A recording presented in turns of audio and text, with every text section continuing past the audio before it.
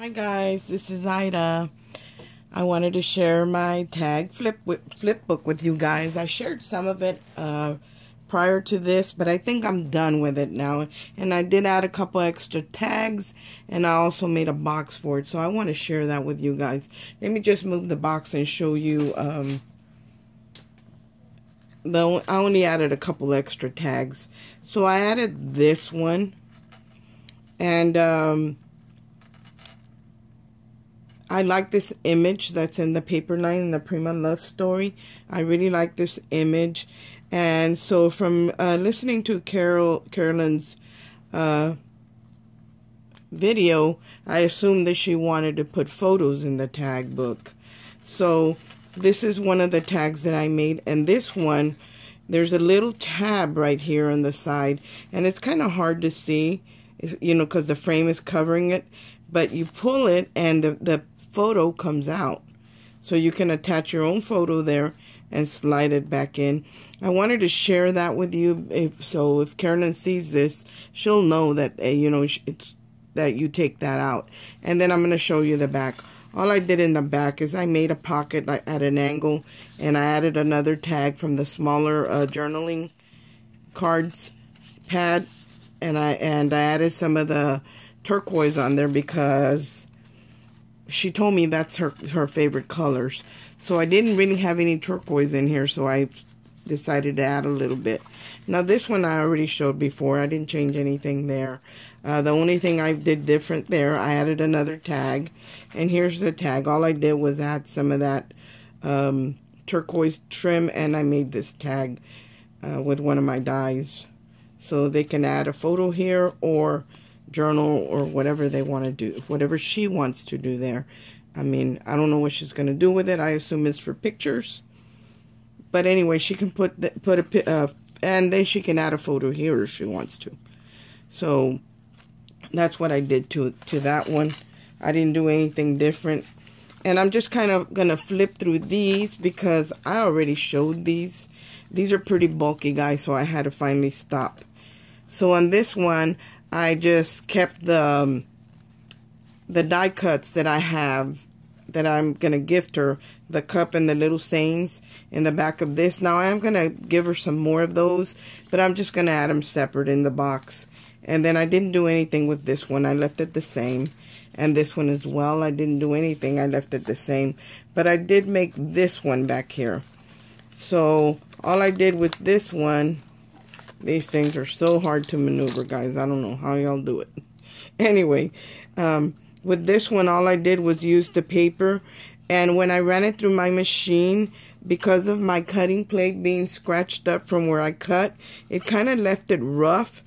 And I decided that I liked the way that looked because that gave it that shabbiness look that I was going for. So I decided to use the side that was rough and not the smooth. And underneath here I had cut out 2 hearts, and I did it deliberately. I used a heart somewhere else, but the reason I had already cut my ticket out and lined them up because I wanted to put lace underneath in between the 2 layers of the tag and the chipboard. So that's all I did here, and added one of these little this was, I think, from the 3x3 journaling pad. And I just cut it down to make it look like a ticket. I added a little die cut of a button here. And then here are 2 of my foam flowers. Real little teeny tiny buds. And they're very pale. A very pale pink and pale green. And then I just added trim to the bottom of this. I didn't add a pocket or anything to the back of this, so she can actually adhere a picture to this. The only thing I did add, like I added a tassel, this tassel to the top. Like I said, the only thing I changed was this tag, which is the biggest tag. And I did this little floral collage with my new flowers that I got from Wild Orchid Crafts. So here are the little tiny rosebuds, and then here's, I don't know if this is a cherry blossom or what it is. And then I have a punch by Nellie Snellum. I don't think it's sitting here. Anyway, she has punches where you punch out the oval and then you put it into the second one, and what the second one does, it gives it the image, the shape, whether it's veining for a flower or whatever it happens to be. This one happens to be a cameo. So I cut it out in the first punch in the metallic gold. Then I sprayed some water in the back of the paper because in the front it was metallic. And then I put it into the second punch, the veiner, and I pressed it down to give me this this cameo image right here, or outline silhouette. And if you don't wet it, the design doesn't come out as nice as when you dampen the paper. I added a stick pin here and a little piece of a trim that I had left over that I used on something else, little piece of lace, and then some lace at the bottom right here, and then this little photo corner. I love these little photo corners, so I added one here, but that's the only thing I did different, guys, just the front tag and the last tag. Then I did make a box to house it in, because if she's gonna put pictures in it, look at all my petals, guys, they're walking. They want me to make them into something. me, that's what they're saying. I'm next. Anyway, so I made a box to house the tag book, and I don't know if I'm far enough back. This is sorry for that glare, you guys. I added I made a box and I added photo corners to the bottom. I added a little flower collage here with that new tool that I showed on my haul. It has the bling on it, and then with the eyelash trim, I just kind of wrapped it a couple times around the bottom of the bow. And here's one of my Prima flowers. Here's another flower from one of those little bushes that I tell you guys that I buy at Joann's. So that's another one of the little flowers. And then I have this little cameo charm right here, and it's actually just on the wire that it came on, and I hot glued it underneath there. So Caroline, if you want to use this somewhere else, you can actually just, you know, heat it up with your glue gun and take it out and take the wire out of it, because it is a charm. And around the window, I just cut out an oval hole. I was trying to get the picture from the first tag to line up perfectly with this, and I wasn't able to do that. But you can still see the lady here to the side, and you really can't see the collage, but you'll see a little bit of the collage when I put it in the box. I'll show you what it looks like. And then on the top, let me see. There's the top. See, I made it in the shape of the tags, so it's shaped like the tags, and it reminds me of a birdhouse. And here's the top.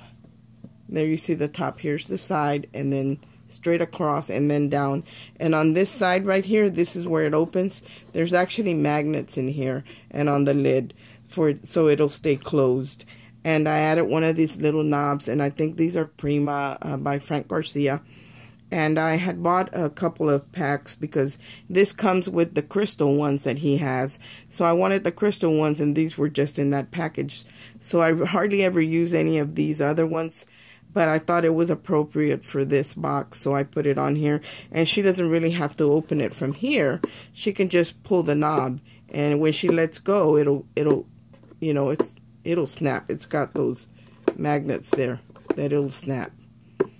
And she said on her video, or on one of the comments on my video, that she really liked that turquoise and the mint green and all that. And this paper has a little bit of the mint green, but not too much.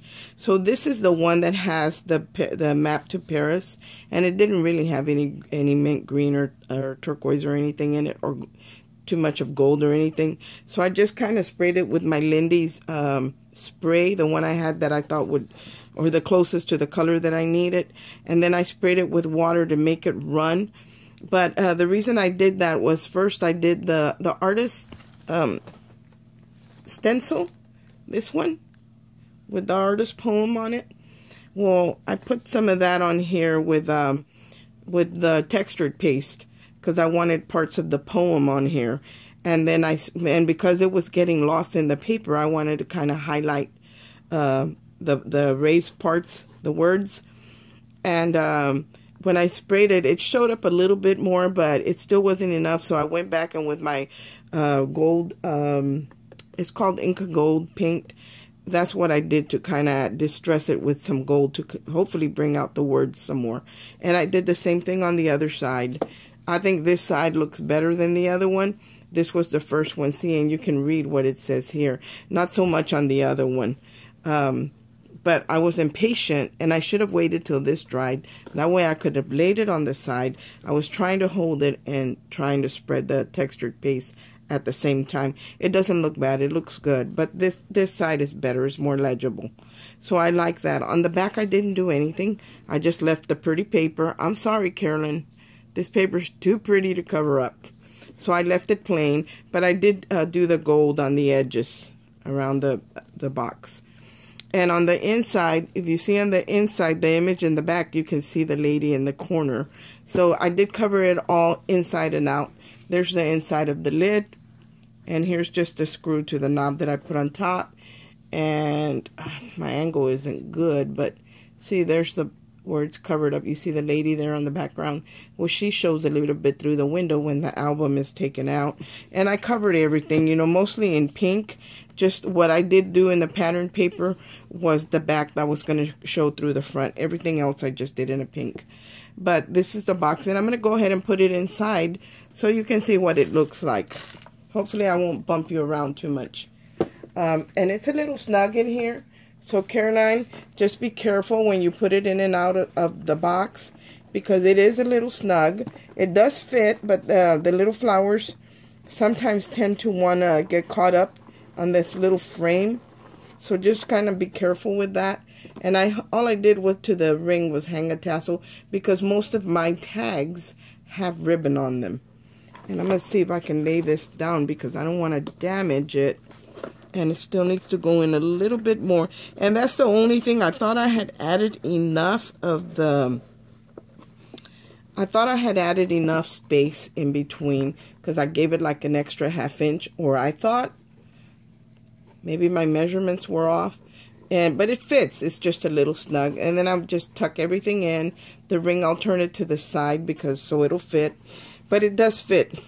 And then you just close it up. And there it is. But see the image inside the window, and you can see a little bit of the collage that's going on here. The pin that's there, stick pin that's there, and then you see the lady inside through the window. And then I added in the front where I didn't really add any of the coloring in the front. So what I did was I added it with the flower and with the eyelash trim that was going around. That's where I added her color. To kind of try and bring in the color. And in her other box that I made her too, I tried to add some of the coloring to it. I also made a couple more things that I don't know if I'm going to wrap ribbon around them or if I'm going to just include them as an embellishment. And I made these 2 dress forms for her. And I saw somebody that did a video. What was her name? Oh, I'm so bad with names, you guys. I'm sorry. I can't remember, guys. Anyway, she did some dress forms, and she used the eyelash trim like this. And I think she made a dress form, like for a Christmas ornament or something. And I like the way the eyelash trim used. And because I had the turquoise, I went ahead and used it on both of these and added, like this one has the bow on the side, this one has it in the center, this one's got lace up here, and this one has a totally different lace. So both of them look different. I didn't do anything to the back. This one does have the lace, this one doesn't have anything in the back, because I think I'm going to add them as embellishments. So she, you know, whenever she uses them, she will stick them on a box or something, and you won't be able to see the back. Unless they were freestanding like this, then she would be able to. But I think I'm going to go ahead and cut some for her, just in case she decides to use them this way. She'll actually have the pattern paper die cuts to go ahead and cover that up if she needs to. I mean, she could always paint it, but, you know, if you can just stick paper on it, that's a whole lot easier. So that's what I did, guys. I just wanted to share the 2 tags and the 2... dress forms that I made and her box. So let me see if I can move you guys back a little bit or move you up. That way you can get a better look. And I'm using actually just a handle on my tripod, so bear with me. I think that's a pretty good, gives you a good idea. Now I think I need to be further away from it, because I want you to be able to see the whole box. Yeah, no, I don't think it's going to happen. But there's the top, guys. So there's what I did. I hope that you guys like it. Carolyn, I hope that you like it, because I know you went to a lot of trouble to make a box to house mine. And no, mine is not an armoire. But yes, I do know how to make boxes. Usually I don't, because I like to do the wooden ones, something that will last. But this is pretty sturdy. And I know that the one Carolyn did is pretty sturdy, because she, did several cuts on her, for her paper. And it's the same thing. I did the same thing. I wanted to make sure, I mean, this is sturdy. It's not going to fall apart on her or anything like that. And I hope that you like it, Carolyn. And I want to thank you for all the work that you put into our swap, because I know that you're using a lot of your nice beads and a lot of your laces and trims. And I'm sorry I can't do that for you, because I don't really have any appliques or anything like that. I think I have a little bit that we got on our last swap, but I want to kind of hold on to that for a little bit. And not only just that, I know you received the same thing, so, that kind of defeats the purpose. But I hope you like what I created for you, Miss Carolyn. And like I said, I'm still working on the swap, but at least my tag book is done. My tag flip book is done. And I don't have to worry about that anymore, because I was really sweating it. I hope you enjoyed the video, guys. Give me a thumbs up. Oh, and another thing. What's up with that thumbs down icon? I think YouTube should eliminate that. That is so mean.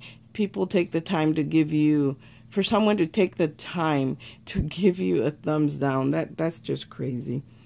It reminds me of my granddaughter, because she's she likes to annoy me. And she'll come in my craft room and she'll say, Grandma Ida, guess what I'm going to give you today? And she'll see that I'm working on something, and she'll put her fist out and kind of point it at me. And I look at her, and then she'll give me a thumbs down. And that's what that reminds me of. And she's 5 years old. So, I thought it was funny when I see people give other people thumbs down. Like, I wouldn't take the time to do that. If I didn't have anything nice to say, I wouldn't say anything at all. But that's just, my personal opinion.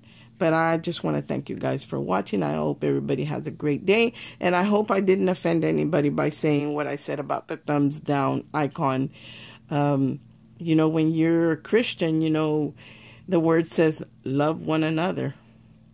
Uplift, lift each other up, not put each other down.